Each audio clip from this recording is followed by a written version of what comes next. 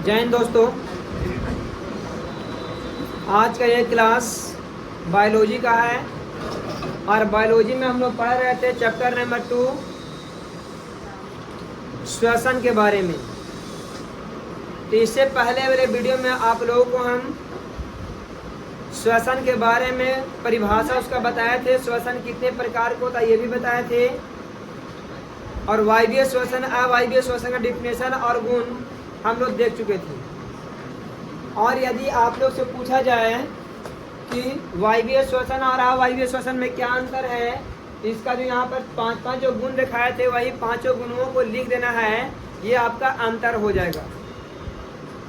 आज के इस क्लास में हम लोग वायवीय और अवायवीय श्वसन को थोड़ा और अच्छे तरह से समझने का प्रयास करने जा रहे हैं। आप लोग ध्यान से देखिएगा। तो सबसे पहली बात हम बताए थे कि जो हम लोग भोजन करते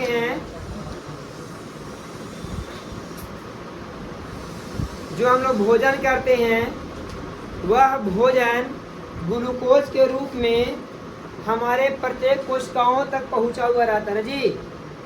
शरीर के प्रत्येक कोशिका में भोजन जो होता है पच करके ग्लूकोज के रूप में पहुंचा हुआ रहता है, और वो इंतजार किसका करता है?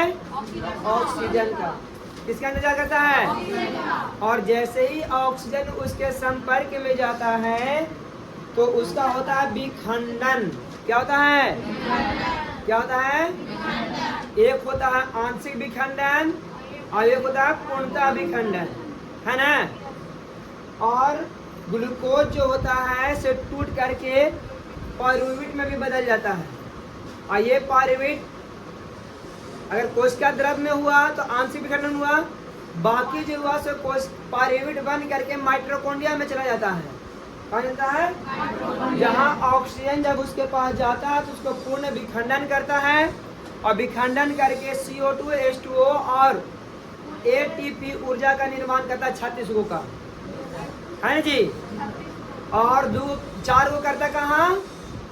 कोशिका द्रव पहला चरण में, है ना। होता है एक्चुअली में कितना है? कितना होता? वहां पर 4 गो है, खर्च 2 गो होता है, बचता है 2 गो, और माइटोकॉन्ड्रिया में बनता है 36 गो। तो कुल मिला के देखा जो शेष जो बचा हुआ रहता होता है, लेकिन टोटल कितना बनता है? बोलो, कोई दिक्कत है यहाँ तक? तो देखिए सबसे पहले बुक देखिए थोड़ा सा।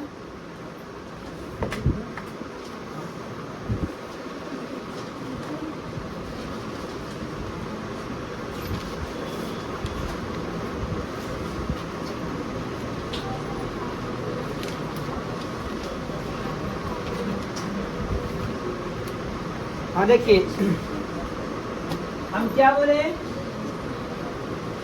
सबसे पहले ग्लूकोज की बात करेंगे। इसका नहीं दिख रहा होगा ना, है ना।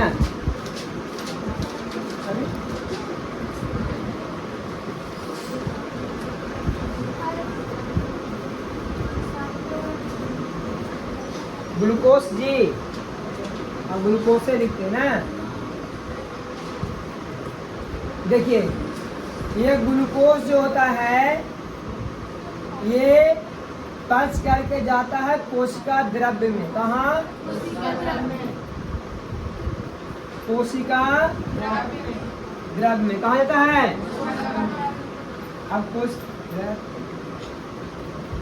कोशिका द्रव्य में प्रवेश किया। कहाँ प्रवेश किया? और कोशिका द्रव्य में ये टूटता है, ध्यान दीजिएगा, पायरुवेट, है ना जी।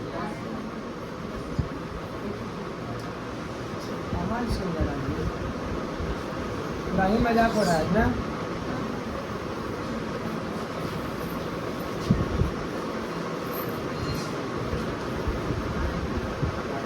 और ATP, है ना, पायरुवेट और ATP में टूट जाता है ना जी। ATP ऊर्जा, ATP क्या है? देखिए ये क्या है जी? और ये पायरुवेट जो होता है पुनः 3 भागों में बढ़ता है। कितने भागों में? देखिए, एक इधर करते हैं, एक इधर करते हैं और एक हम इधर करते हैं ना। ये है ऑक्सीजन के अनुपस्थिति में, ऑक्सीजन के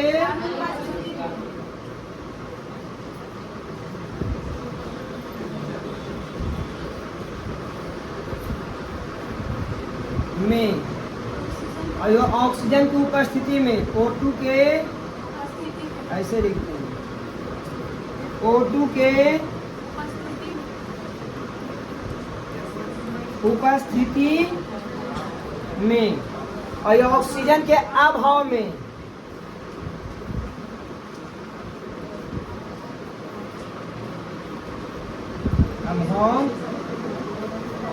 अभाव है ना जी। चलिए देखिएगा, ध्यान समझिएगा। ये पायरुवेट जो होता है ऑक्सीजन के अनुपस्थिति में टूटता है। क्या होता है? तो टूटने के बाद एथेनॉल बनाता है। क्या बनाता है? और साथ ही साथ CO2 बनाता है। एथेनॉल और इथेनॉल और देखिए ध्यान से, कोई पूछेगा पायरुवेट ऑक्सीजन के अनुपस्थिति में टूटकर क्या क्या बनाता है? Ethanol plus CO। यह क्रिया कहलाता है मेरे प्यारे बच्चों किन्वन। क्या कहता है? क्या कहलाता है? किन्वन कहलाता है। क्या कहलाता है जी? समझ में आया ना? क्या बोलेंगे इसको? किन्वन कैसे लिखा हुआ है? देखिए, अब कोई पूछेगा किन्वन किसे कहते हैं, तो बोल देंगे पायरुवेट को ऑक्सीजन के अनुपस्थिति में टूटकर एथेनॉल और कार्बन डाइऑक्साइड में बदलना किन्वन कहलाता है। क्या कहता है? ध्यान से सुनिएगा, पायरुवेट को ऑक्सीजन के अनुपस्थिति में एथेनॉल और CO2 यानी कार्बन डाइऑक्साइड में टूटना क्या कहलाता है? क्या कहलाता है? क्या कहलाता है? किन्वन कहलाता है। क्या कहलाता है? अब देखिए, यहाँ पर हम बताए कि कोशिका द्रव में पहला चरण ग्लूकोज का ऑक्सीकरण जो होता है कोशिका द्रव में होता है। कहाँ होता है? कोशिका, इसको ग्लाइकोलाइसिस कहते हैं। क्या कहते हैं? लाइसिस, याद है ना? क्या कहते हैं? तो ग्लाइकोलाइसिस के दौरान 4 गो ATP बनता है। क्या गो? लेकिन मेरे प्यारे बच्चों 2 ATP खर्च हो जाता है। क्या होता है? तो शेष जो बचा वो बचा कितना? 2 ATP। यानी यहाँ पर कितना ATP बचा हुआ मेरे पास? 2 ATP बचा हुआ। कितना? कितना ATP बचा हुआ है? बोलिए, कोई दिक्कत है? और शेष जो पायरुवेट होता है, ये पायरुवेट चल जाता है माइटोकॉन्ड्रिया में।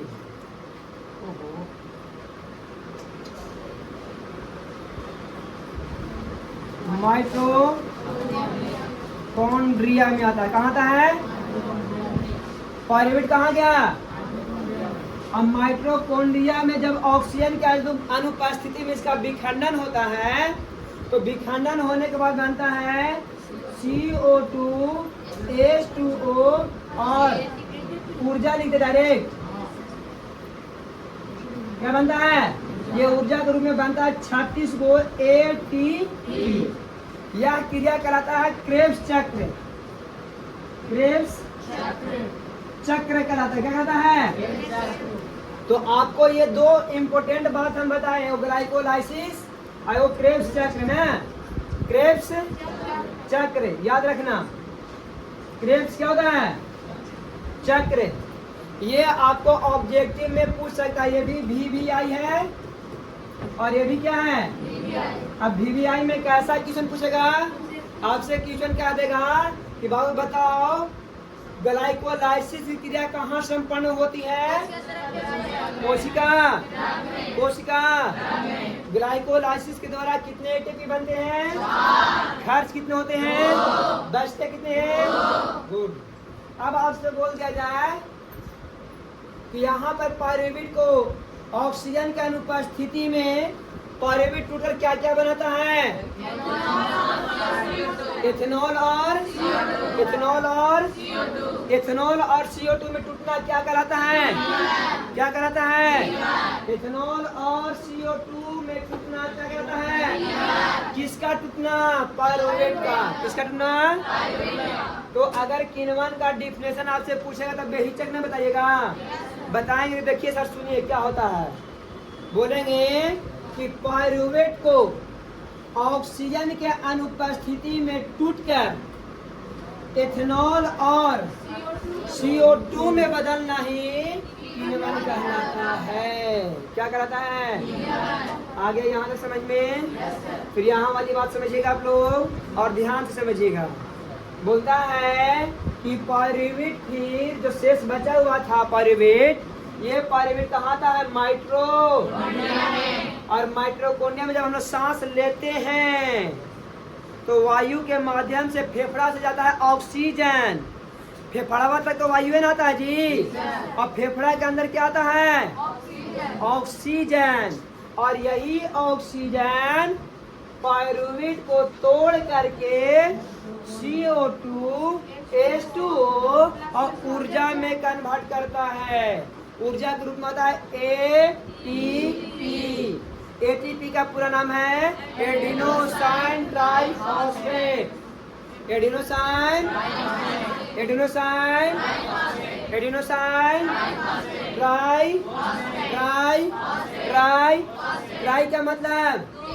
ट्राई का मतलब यानी 3 पीस फॉस्फेट होता है। 3 पीस तो उसी को बोलते ट्राई फॉस्फेट बोलते। क्या बोलते हैं? अब मेरे प्यारे बच्चों, ये तो ये हो गया। अब एक बात, अच्छा अब इसका वाला इन्हें समझा दें। थोड़ा सा दिक्कत हो गया ना, इसको थोड़ा उठा कर फेंकते हैं कहीं। एक मिनट, इसके हाथ में कोई दिक्कत है? इसको उठा के फिर ले आवेंगे इधर। बाबू आ जाए यहाँ, बोला गया इसे खाली, इसे खाली हो ना। अब देखिए ऑक्सीजन का अभाव कैसे होता है। मान लीजिए कि हम जिस अंग से हम काम कर रहे होते हैं मैया बाबू, उस अंग को ज़्यादा ऑक्सीजन की आवश्यकता होती है। अगर हम इससे कोई काम कर रहे हैं, बार बार नारा लगा रहे हैं ऐसे ऐसे करके ना, तो इसमें ऑक्सीजन की आवश्यकता ज़्यादा है, इसमें कम है। तो हम लोग सांस जब लेते हैं तो एकरा जब ऐसे से लगा रहे हैं तो कस के सांस लेने लगते हैं। सांस दर तो वही है या नहीं है? तो मेरे प्यारे बच्चों, इस भाग में ऑक्सीजन की ज़्यादा आवश्यकता पड़ती है, लेकिन ऑक्सीजन हमारे शरीर के पूरे भागों में बंटने के कारण यहाँ पर ऑक्सीजन का अभाव हो जाता है। क्या होता है? ऑक्सीजन का अभाव होता है। और जब ऑक्सीजन का अभाव होता है तो यही पायरुवेट जो होता है मेरे प्यारे बच्चों, वो कन्वर्ट होता है लैक्टिक अम्ल में। कौन सा अम्ल में? लैक्टिक अम्ल में बनाता है।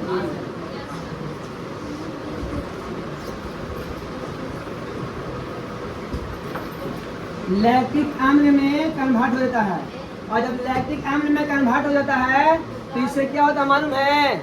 हमारे मांसपेशियों में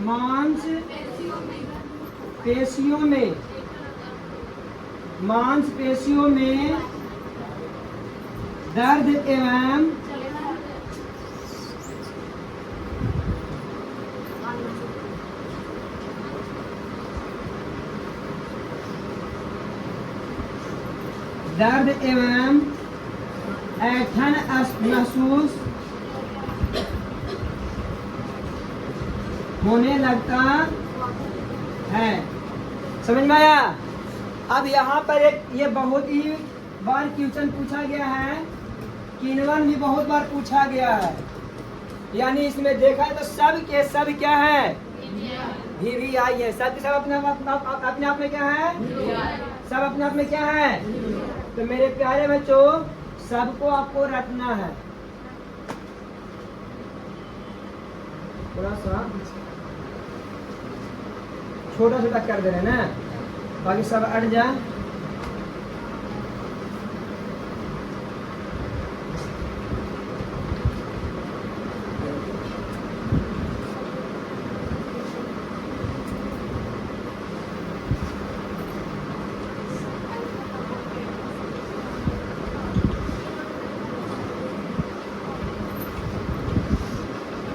पूरा करके मैं सेलेक्ट करने का ठीक रहता ना। देखिए एक बार पुनः समझिए इस बात को ना।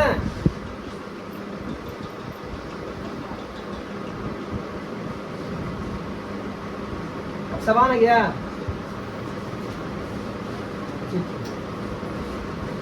मेरा थोड़ा सा छोटा लग रहा है।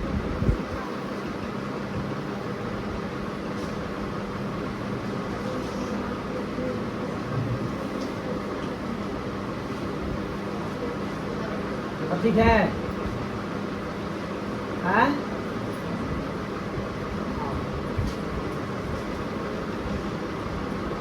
देख लीजिए ध्यान से, ये आपके लिए एक पॉइंट इसमें महत्वपूर्ण है। एक पॉइंट क्या आपके लिए महत्वपूर्ण है, समझ में आया? देखिए ग्लूकोज देख रहे हैं ना, ग्लूकोज जो होता है एक बार पुनः समझा रहे, ध्यान समझिएगा। ग्लूकोज का आंशिक विखंडन होता है। क्या होता है? आंशिक विखंडन कहाँ होता है?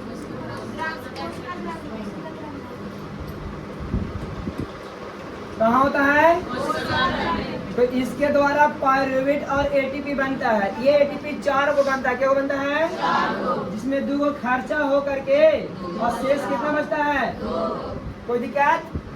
और यह क्रिया ग्लाइकोलाइसिस कहलाता है। क्या कहलाता है? अब यहाँ पर एक वीवीआई क्वेश्चन है कि ग्लाइकोलाइसिस क्रिया कहाँ संपन्न होती है? कहाँ होती है? ग्लाइकोलाइसिस के द्वारा कितने एटीपी बनते हैं? 4। शेष बचते कितने हैं? आगे सुनिए, शेष जो पायरुवेट बनता है, पायरुवेट को 3 तरह से तोड़ा जा सकता है। एक तो ऑक्सीजन की अनुपस्थिति में, एक ऑक्सीजन की उपस्थिति में, और एक ऑक्सीजन के अभाव में। तो सबसे पहले हम लोग देखेंगे ऑक्सीजन की अनुपस्थिति में क्या होता है। जब पायरुवेट को ऑक्सीजन की अनुपस्थिति में तोड़ा जाता है मेरे प्यारे बच्चों, तो पायरुवेट जो होता है इथेनॉल और CO2 में बदल जाता है। इथेनॉल और तो हम बोल सकते हैं पायरुवेट को ऑक्सीजन की अनुपस्थिति में इथेनॉल और CO2 में बदलना किण्वन कहलाता है। क्या कहलाता है? ये वीवीआई क्वेश्चन है 2 नंबर का। कितने नंबर का क्वेश्चन है? कितने नंबर का क्वेश्चन है? 2 नंबर का है। अब है कि और यदि ऑक्सीजन होगा तब क्या होगा? तो ऑक्सीजन की उपस्थिति में ही चल जाता है कहाँ? माइटोकॉन्ड्रिया में। कहाँ? कहाँ? अब ये माइटोकॉन्ड्रिया में जाने के बाद ऑक्सीजन से रिएक्शन करता है, ऑक्सीजन से अभिक्रिया करता है, ऑक्सीडेशन होता है, और उस ऑक्सीडेशन के द्वारा CO2, H2O और ऊर्जा बनता है ATP। यहाँ पर जो ATP बनता है वो 36 को बनता है। क्या बनता है? अब यह क्रिया कराता है क्रेब्स चक्र। क्या कराता है? क्या कराता है? क्या कराता है? क्रेब्स चक्र में कितने ATP बनते हैं? कितने?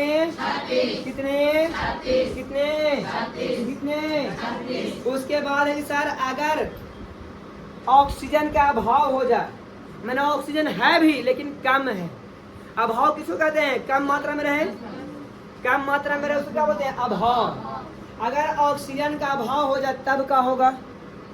तो मेरे प्यारे लल्ला, ऑक्सीजन के अभाव में पायरुवेट जो है लैक्टिक अम्ल में बदल जाता है, और लैक्टिक अम्ल जहाँ जमा होगा वहाँ मांसपेशियाँ थोड़ा हार्ड हो जाता है। क्या होता है? इसे गोड़वा देखा हो तुमने, पैरों में ये वाला देखे नहीं वाला ना, जब दौड़ते होंगे कभी कभी, सर दौड़ाते होंगे स्कूल में, तो आप लोग घर जाने के बाद मम्मी बहुत पैर दुखा रहा है, मम्मी क्या हुआ था बेटी? तो सर दौड़ाए थे हम लोग को, बोलते हो ना, तो उस समय ये वाला पकड़ के देखिएगा टाइट रहता है। क्या होता है?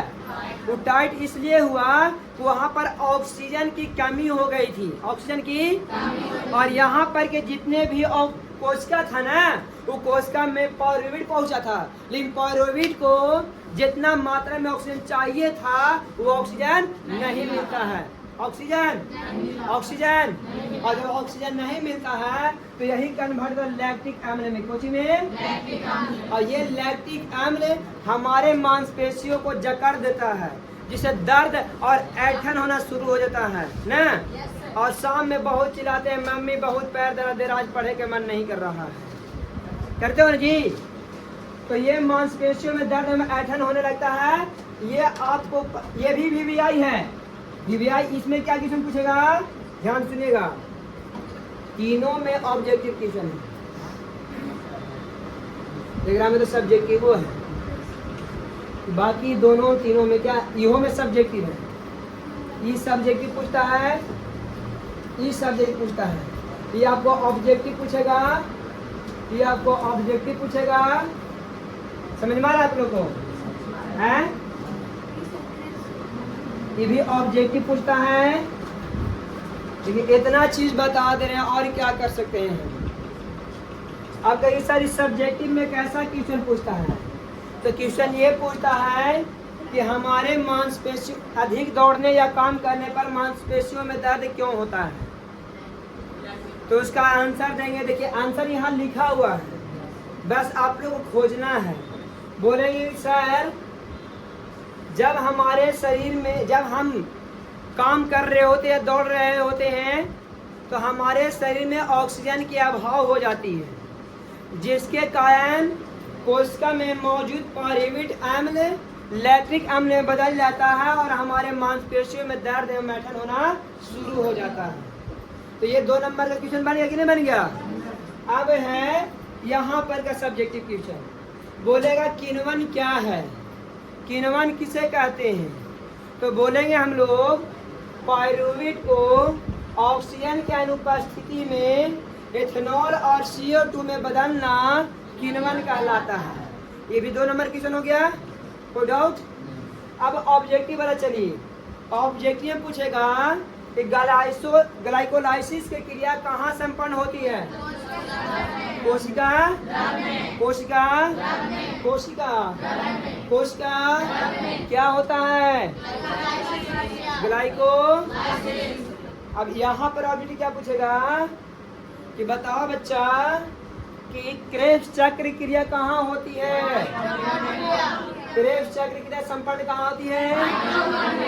क्रेब्स चक्र के द्वारा कितने एटीपी बनते हैं, और पूरा के द्वारा कितने एटीपी बना, और ऐसे लिखा कितना जाता है, कितना 3800 को बचबे करता है।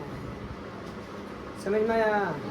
बोले कोई दिक्कत है, आपका किताब का ये वाला खत्म हो गया। अब देखिए ध्यान से, इनमें 3 वो पॉइंट आपके बुक में लिखा हुआ, तीनों हम पढ़ रहे हैं, आप लोग बताइए कि हम बताए हैं या नहीं। पहला पॉइंट है पायरुवेट ऑक्सीजन की अनुपस्थिति में इथेनॉल और कार्बन डाइऑक्साइड में परिवर्तित हो जाता है। यह क्रिया किण्वन कहलाता है। क्या कहलाता है, किण्वन। और किण्वन की क्रिया ईस्ट में होता है, याद रखना। ये भी वीवीआई है, जी भी है ना, ईस्ट में होता है। कहाँ होता है, एवं जीवाणुओं में भी कह सकते हो, जीवाणुओं में होता है, लेकिन ईस्ट वीवीआई है। ईस्ट क्या है, क्वेश्चन ऑब्जेक्टिव रहेगा। ईस्ट की क्रिया कहाँ होती, किण्वन की क्रिया कहाँ होती है, कहाँ होती है, कहाँ होती है। समझ में आ गया ना। किण्वन की क्रिया कहाँ होती है, यानी देखा जाए कि में 4-5 ऑब्जेक्टिव है, 2 सब्जेक्टिव है कि नहीं है। चलिए, इसमें से अधिकतर लोग जो बैठे हुए हैं झुकिया रहे हैं, बहुत खुशी की बात है। अगर आप सुनिएगा खा में क्या लिखा हुआ है, दूसरा पॉइंट, ऑक्सीजन के अभाव में हमारे मांसपेशियों में पायरुवेट लैक्टिक अम्ल का निर्माण होता है। बताए ना, ऑक्सीजन का अभाव में लैक्टिक अम्ल बदल जाता है। कौन, पायरुवेट। पायरुवेट कुछ बदल जाता है लैक्टिक अम्ल में। हमारी मांसपेशी कोशिका में अधिक मात्रा में लैक्टिक अम्ल के संचय से दर्द होने लगता है। बहुत ज्यादा चलने या दौड़ने के बाद हमारे मांसपेशी इसी कारण से ऐंठन एवं तकलीफ होने लगता है। नहीं बताया भैया, बताए ना। फिर तीसरा पॉइंट आपको क्या कहता है, ध्यान से सुनिएगा। कहता है कि ऑक्सीजन की उपस्थिति में पायरुवेट का पूर्ण ऑक्सीकरण, का पूर्ण विखंडन होता है। बताए कि नहीं बताए हैं। ऑक्सीजन का पूर्ण विखंडन कहाँ, ग्लूकोज का पूर्ण विखंडन कहाँ होता है, बताए ना। ये बात हम कल ही बताए थे बाबू। अच्छा, उसके बाद क्या कहता है, एवं जो बोलता है ऑक्सीकरण एवं कार्बन डाइऑक्साइड तथा जल निर्माण करता है। कार्बन डाइऑक्साइड जल निर्माण कर रहा है ना जी। क्योंकि यह क्रिया ऑक्सीजन की उपस्थिति में इसलिए वायवीय श्वसन कहते हैं। क्या कहते हैं इसको? ये वायवीय अभी कुछ ही है, वायवीय और वायवीय और बस, कोई दिक्कत है? वायवीय अवायवीय तो बता दिए थे कल, दोनों में अंतर ही बता दिए थे। अब हम लोग पढ़ना पौधों में पोषण। तो उससे पहले थोड़ा सा इसको श्वसन है जी पौधों में, तो पहले इसको उतार दीजिए आप लोग।